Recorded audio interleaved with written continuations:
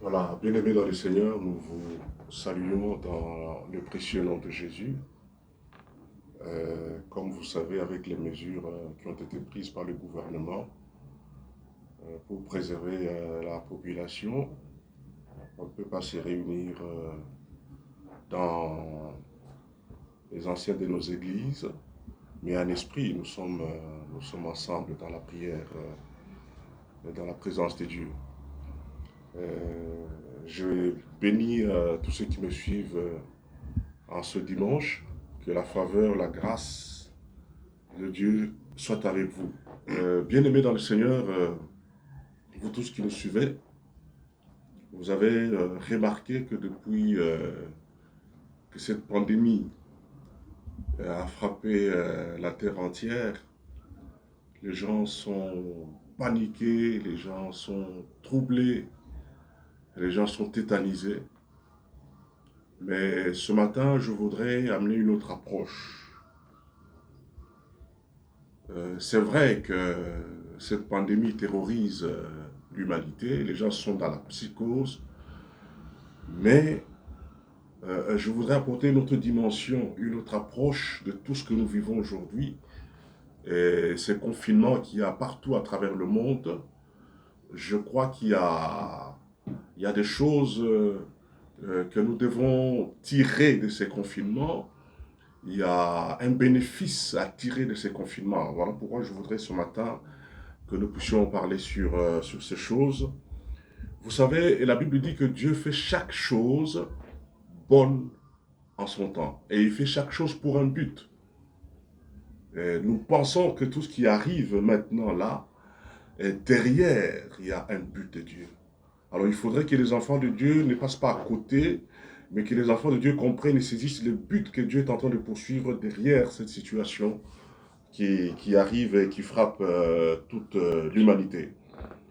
Donc nous voulons que le peuple de Dieu n'entre pas dans cet engrenage de panique, que le peuple de Dieu n'entre pas dans cet engrenage de psychose, mais que nous ayons une autre vision, que nous ayons une autre façon de comprendre, une autre façon d'appréhender ce qui arrive à l'humanité. Alors, je voudrais relever quelques points importants par rapport à la situation qui frappe l'humanité, la situation dans laquelle nous nous retrouvons aujourd'hui. Je pense que le premier bénéfice que nous devons tirer de ce confinement partout à travers le monde, c'est que la situation actuelle doit nous aider à apprécier la vie que Dieu donne. Vous savez, parfois nous vivons sans nous rendre compte que la vie est un don de Dieu.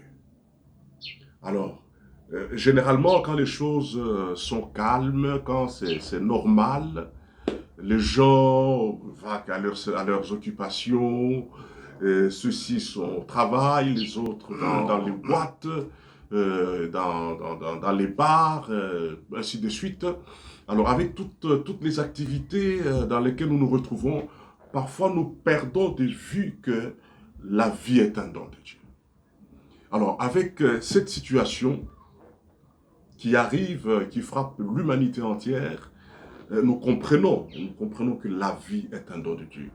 Voyez ce qui se passe en Italie, en Espagne, ce qui s'est passé en Chine, ce qui se passe aux États-Unis. Et maintenant en Afrique aussi, nous voyons les nombres de morts commencent à s'accroître.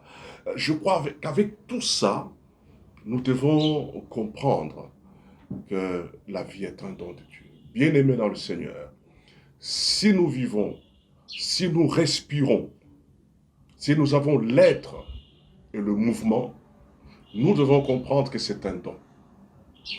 Personne n'a le pouvoir de retenir son souffle de vie. La Bible dit qu'il n'appartient pas à l'homme le pouvoir de conduire ses pas, ni le pouvoir de retenir son souffle de vie. Donc la vie est une grâce, la vie est un don de Dieu. Donc si vous vivez maintenant, sachez que vous le devez à Dieu. C'est Dieu qui vous a prêté la vie. Et c'est un langage courant, nous disons souvent si Dieu me prête vie. Donc, mais parfois nous oublions la quintessence même de ces paroles. Donc la vie est un don de Dieu. Bien-aimé dans le Seigneur, cette vie que Dieu vous donne, vous ne pouvez pas la gérer de n'importe quelle manière. Donc je crois que ce qui arrive maintenant à l'humanité, Dieu voudrait nous faire comprendre que la vie il nous a donnée, la vie qu'il nous a prêtée, qu'il peut retirer à tout moment. Donc, actuellement, nous comprenons qu'à tout moment, Dieu peut retirer la vie. Alors, nous devons comprendre que c'est un don de Dieu et nous devons bien gérer ce don de Dieu. Donc, c'est une interpellation. Le Seigneur est en train d'interpeller les hommes, l'humanité entière, à comprendre que la vie qu'il nous a prêtée, nous devons bien la gérer parce qu'elle ne nous appartient pas, elle lui appartient. Le souffle de vie, c'est le souffle de vie de Dieu. C'est Dieu qui nous l'a donné, c'est Dieu qui nous l'a accordé, c'est Dieu qui nous l'a prêté. Donc nous avons des comptes à rendre à ce Dieu qui nous a prêté ce souffle de vie. Donc le premier bénéfice que nous pouvons tirer de ce temps difficile, c'est que nous devons comprendre que la vie est un don de Dieu. Donc nous devons diriger notre vie, nous devons conduire notre vie en fonction de ce Dieu qui nous l'a donné. Donc, nous devons savoir que nous avons des comptes à lui rendre et nous devons mettre notre vie en ordre. Ça, c'est le premier élément important, bien-aimé. Dieu voudrait que vous mettiez votre vie en ordre. Parce que vous ne savez pas quand est-ce qu'il peut retirer ce souffle de vie. Ceux qui meurent, bien aimés, ils ne savent pas, ils s'attendent peut-être pas à rendre l'âme. Mais quelqu'un qui 2 jours avant avait des projets et puis tout d'un coup tout s'arrête, c'est fini, le souffle de vie est parti. Donc comprenons que la vie est un don de Dieu. J'insiste là-dessus. La vie est un don de Dieu. Alors le deuxième élément important, excusez-moi de cette situation qui frappe l'humanité, c'est que Dieu, par tous ces événements et par ces confinements, nous donne l'opportunité de le chercher, l'opportunité d'aller en profondeur. Vous savez, généralement, on est hyper chargé, ceux qui sont à l'école, à l'université, ceux qui travaillent, parfois ils rentrent à 22h, 23h, excusez-moi, ils sont fatigués, ils n'ont pas le temps de chercher Dieu, et parfois la journée est chargée. Alors je crois que ce temps ici, difficile, qui arrive, où nous voyons presque toutes les nations qui décrètent les confinements, c'est que Dieu voudrait que ce temps ici qu'il nous donne de rester à la maison, de passer beaucoup de temps à la maison, que nous puissions les chercher, bien-aimés. Donc ça, c'est le deuxième bénéfice que nous tirons. La Bible dit que toute chose concourt au bien de ceux qui aiment Dieu. Donc, profitons de ce temps pour chercher Dieu, pour prier comme jamais auparavant. Il y a un passage de la Bible qui m'a beaucoup édifié. C'est dans Ésaïe chapitre 26, le verset 20. La Bible dit ceci dans ce passage. La Bible dit, va mon peuple, entre dans tes chambres. Ça c'est Dieu qui dit, va mon peuple, entre dans tes chambres et ferme tes portes sur toi. Cache-toi pour un temps.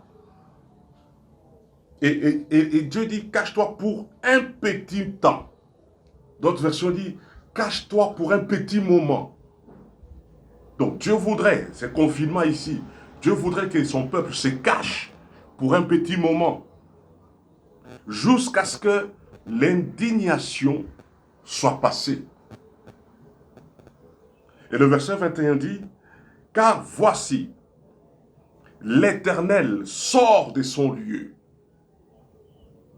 pour visiter l'iniquité des habitants de la terre sur eux, et la terre révélera son sang et ne cachera plus ses tués. Donc la terre est en train de révéler son sang et la terre ne cache plus ses tués. C'est tous les jours que les gens sont tués par le coronavirus. en Europe, en Amérique, en Asie, en Afrique. Alors, mais Dieu dit quelque chose d'important, il dit, va mon peuple, entre dans tes chambres. Donc, bien aimé, ce temps ici, de confinement, c'est un temps bénéfique que Dieu nous donne pour que nous entrions dans nos chambres. Il dit, entre dans tes chambres et ferme la porte sur toi. Cache-toi. Donc, Dieu nous donne un temps pour nous cacher. Le temps que l'iniquité passe. Donc, le temps de la cachette que Dieu nous donne ici, c'est le temps de le chercher.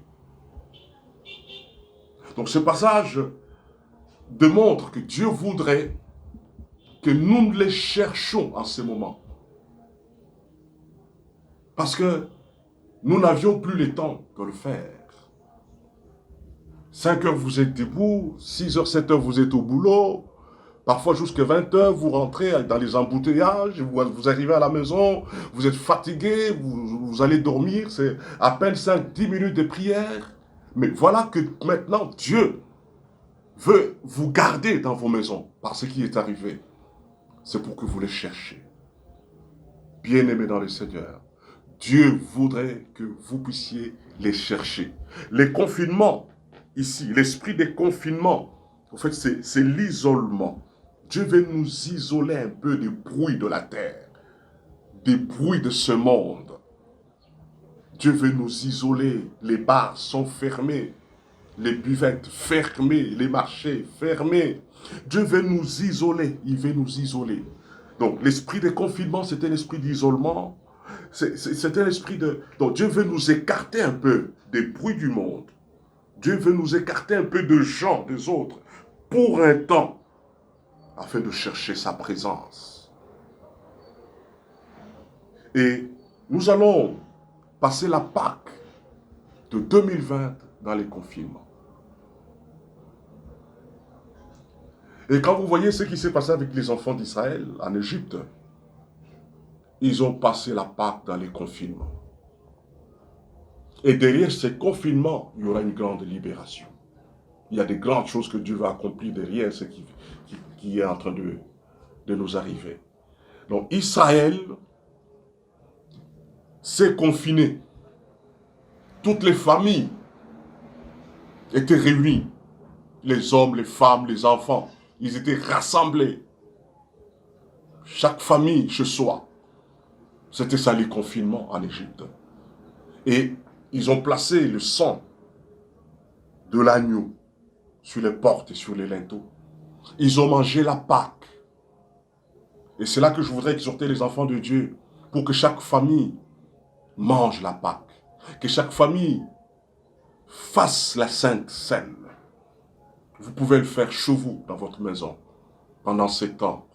Et prier pour que le sang de l'agneau soit appliqué sur les portes, sur les linteaux.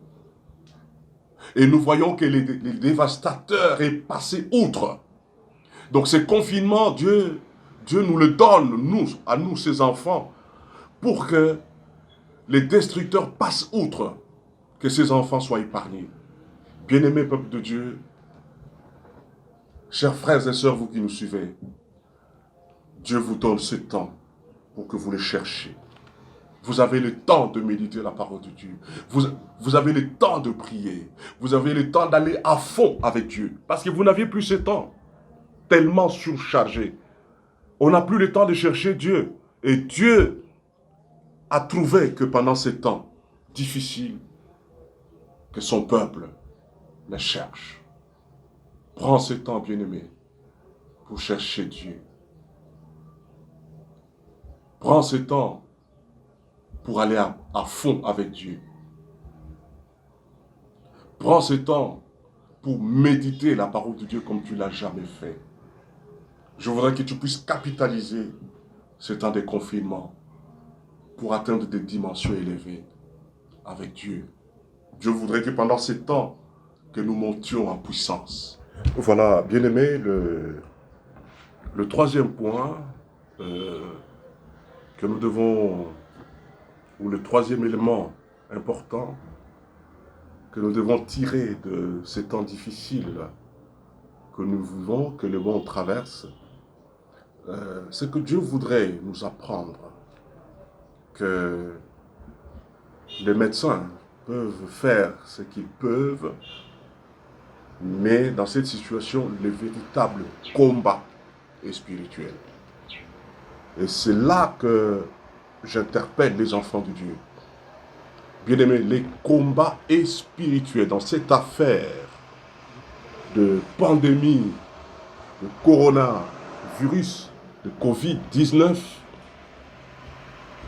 C'est une affaire de combat spirituel. Je voudrais me référer à Exode 17, le combat d'Israël contre Amalek.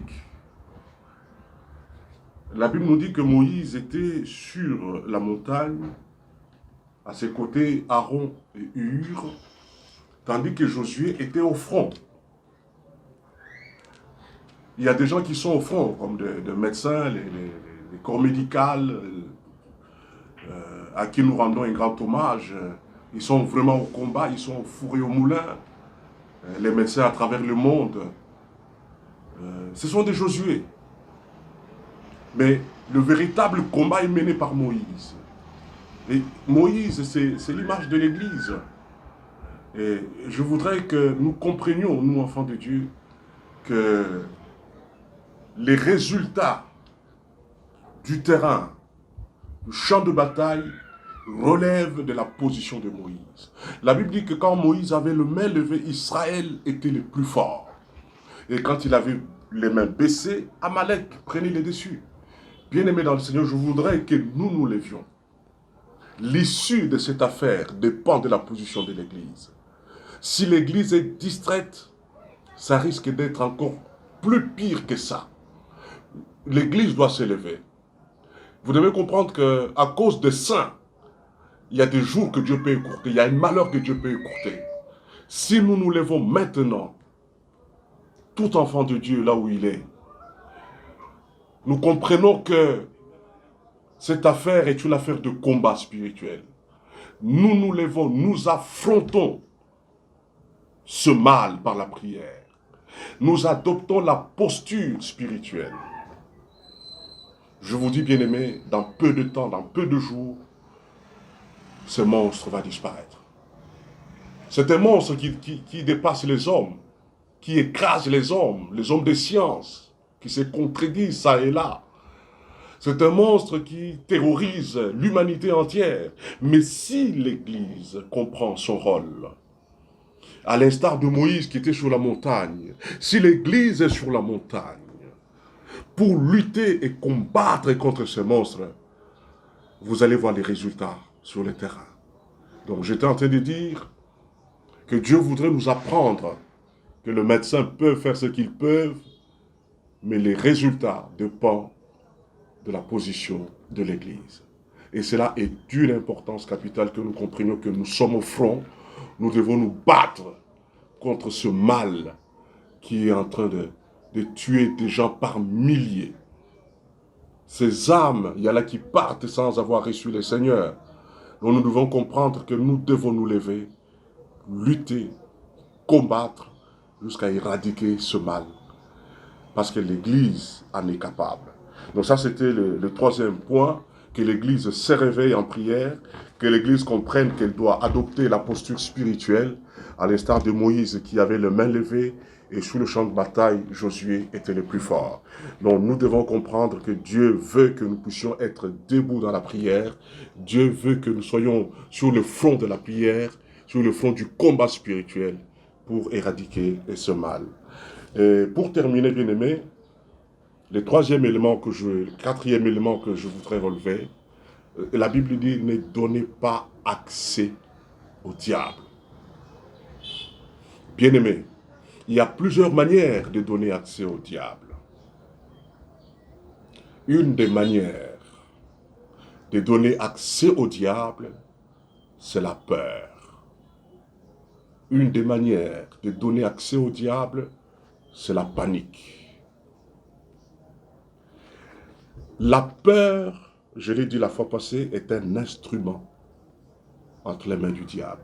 La peur avec ses dérivés, avec toutes ses dérivées. Donc la crainte, les inquiétudes, la fouche, la terreur, la panique, la trouille, l'affolement, la frayeur, l'angoisse. Ce sont des dérivés de la peur. Il y a des gens qui sont angoissés en ces moments, qui sont anxieux à cause de ce qu'ils sont en train de voir. Ils ont peur. Ils croient que ça se rapproche d'eux. Il y en a qui ont peur, ils voient que ça va les atteindre. Ça, c'est le jeu du diable. Ne laissez pas le diable faire son travail en vous.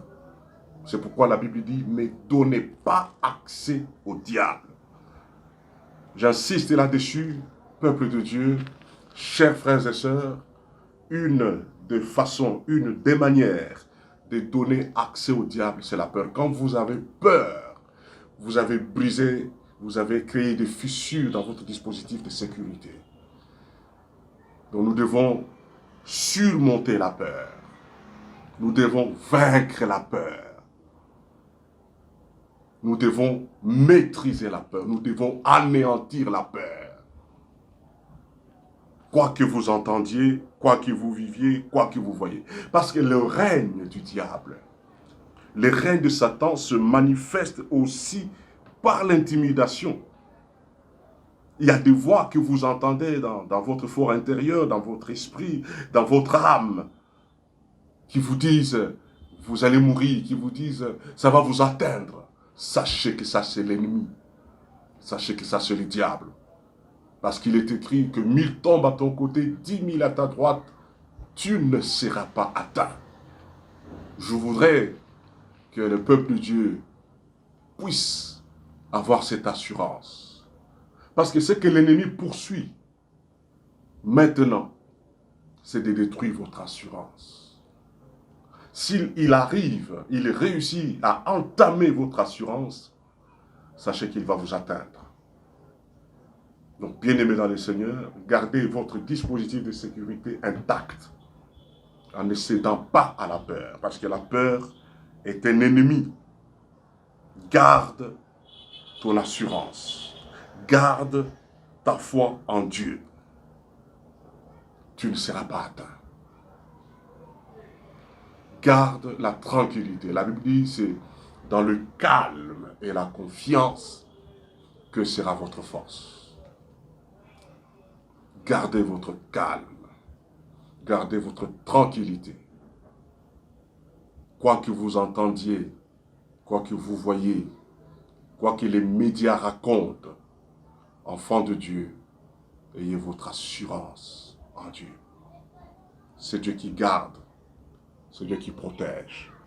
Donc, au-delà de toutes les mesures que nous pouvons prendre, des mesures dictées par les gouvernants pour éviter la propagation de cette pandémie, au-delà de toutes ces mesures, nous devons savoir que la protection véritable, c'est Dieu.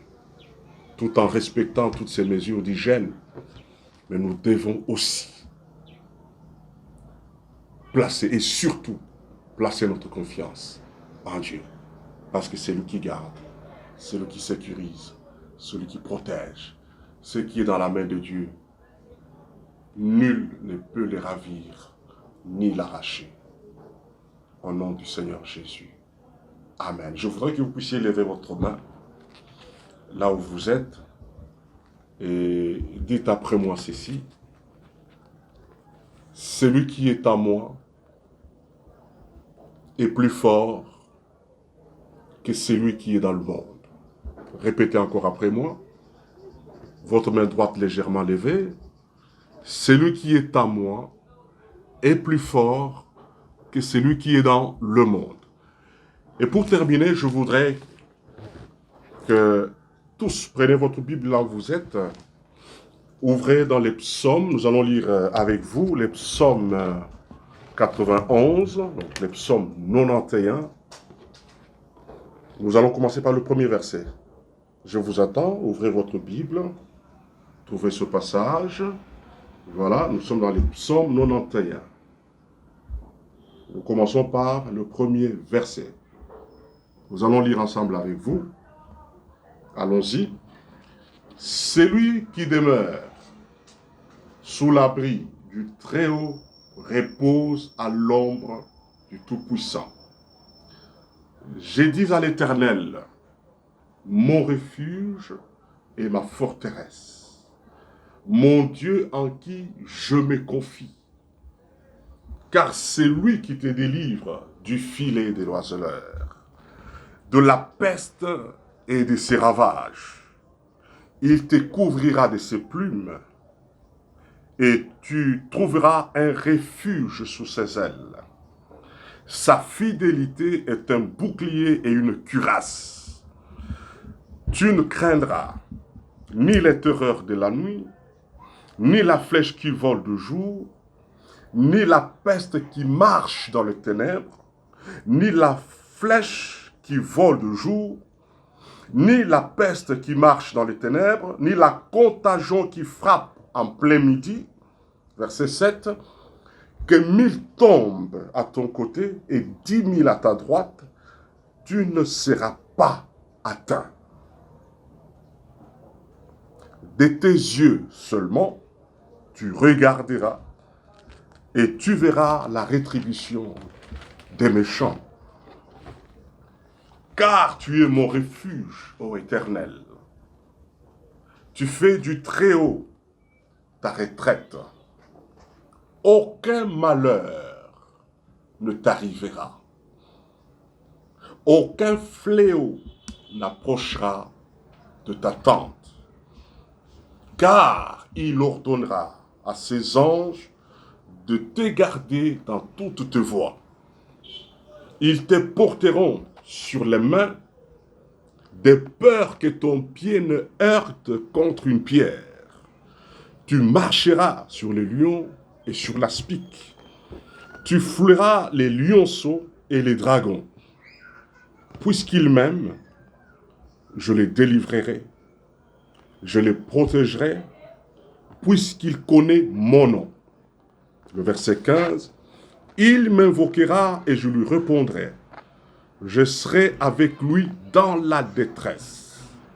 Je le délivrerai et je le glorifierai. Je le rassasierai des longs jours. Tu ne mourras pas, bien-aimé. Dieu va te rassasier des longs jours. Et la dernière partie dit, et je leur ferai voir mon salut. Dieu va te faire voir son salut. Pour les bien-aimés qui ont été déjà atteints par ce virus, Dieu est celui qui guérit. La Bible dit, il est l'Éternel qui guérit toute maladie. Je prie là où vous êtes, que la main de Dieu vous touche et que votre guérison soit effective à cet instant. Au nom de Jésus.